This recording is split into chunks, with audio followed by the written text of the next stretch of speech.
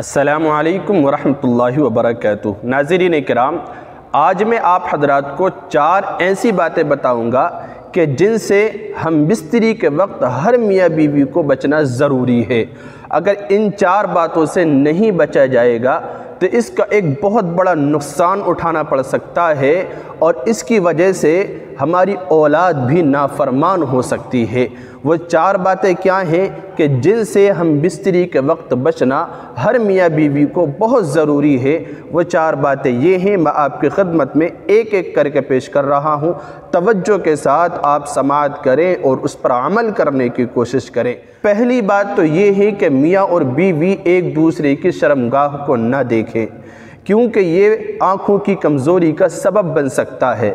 جہاں تک بات ہے جائز اور ناجائز کی، دیکھنا جائز تو ہے، ضرورت کے وقت دیکھا جا سکتا ہے، لیکن نہ دیکھنا یہ زیادہ اچھا ہے اور پریشانی سے بچنے کا سبب ہے، کیونکہ حضرت عائشہ صدیقہ رضی اللہ تعالی عنہ کی روایت ہے، وہ فرماتی ہیں کہ ہم نے کبھی نبی پاک علیہ السلام کی شرمگاہ کو نہیں دیکھا اور نہ ہی اللہ کے نبی نے میری شرمگاہ کو دیکھا۔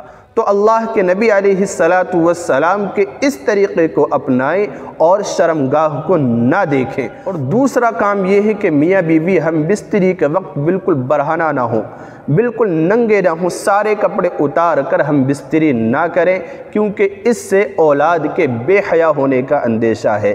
بہتر ہے کہ اپنے اوپر ایک باریک سی چادر ڈال لیں۔ اور تیسرا کام یہ ہے جس سے ہم بستری کے وقت بچنا ہے کہ ایک دوسرے سے ہم بستری کرتے وقت بات نہ کریں، گفتگو نہ کریں۔ یہ بھی خلاف ادب ہے، ادب کے خلاف ہے۔ اس سے بھی غلط اثرات بچے پر پڑتے ہیں اور ہم بھی بڑی مصیبتوں کا شکار ہو سکتے ہیں۔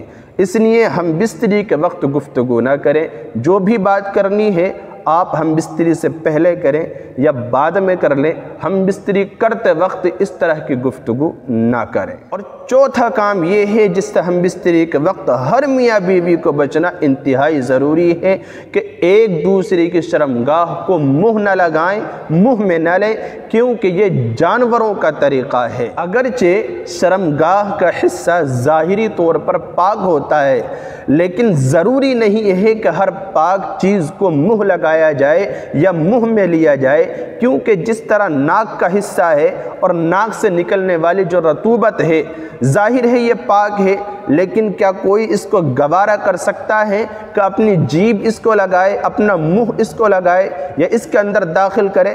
نہیں نا۔ اسی طرح ہر پاک چیز کو منہ نہیں لگایا جا سکتا۔